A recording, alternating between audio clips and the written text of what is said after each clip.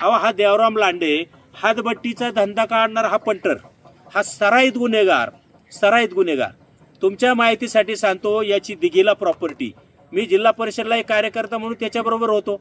चाकणमध्ये property, केवाडीत बांगला, जुन्नरमध्ये बांगला, याचा काय कारखाना का काय शिक्षण संस्था आहे का? ऊसाचे मळेच फार मोठमोठे. मी म्हणतो फार त्या गावामध्ये ऊसा असेल त्याचा 2-3 एकर, नाही बी नाही म्हणत.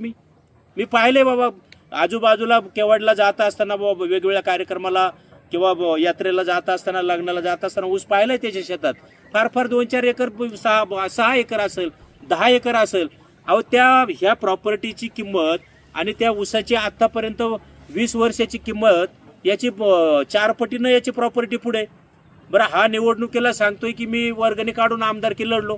वर्गणी काढून लढला तर तू 5-5 आणि 10-10 लाखाचे नातींच्या कार्यक्रमाला कसे काय एवढे पैसा उधळला? अरे तुझ्या बरोबर दादा मी तिथं कार्यकर्ता म्हणून होतो. जिल्हा परिषदमध्ये तू काय काय उद्योग केले. अहो मोरे सर, तुमच्या माहितीसाठी सांगतो, ज्या महिला आल्या ना, महिला आरोग्य कर्मचारी महिला, त्या बिचाऱ्यांना बदलीसाठी अँटी चेंबरमध्ये बोलवायचा.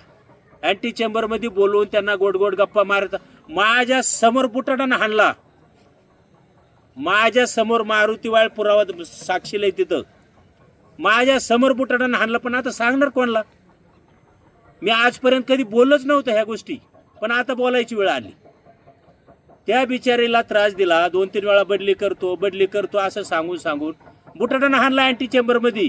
अहो मी गप्प बसलो, बाहेर पळून आलो. करणार काय? म्हणजे अशी याची सगळी ती स्ट्रॅटेजी. आता हा चाकणला जातो, पुण्याला जाताना चाकणला तिथं भाड्याची रूम करून दिली एका महिलेला, भाड्याची.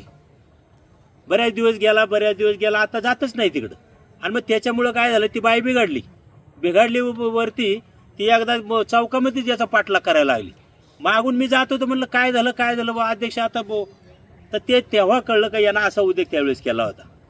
म्हणजे आता ह्या गोष्टी बोलायच्या का? आम्ही वैयक्तिक जीवनावरती बोलण्याचा अर्थ नाही, परंतु मी माझी जीभ दाबून धरतो का बाबा आपला एक समाजातला माणूस आहे, आपल्याला काहीतरी सीमारेष आहे. याला हा बेअक्कल आहे, हा गुडघे, हा सांगतो ना मी तेल लावलेला पैलवान आहे. अहो 1 नंबरचा नालायक माणूस.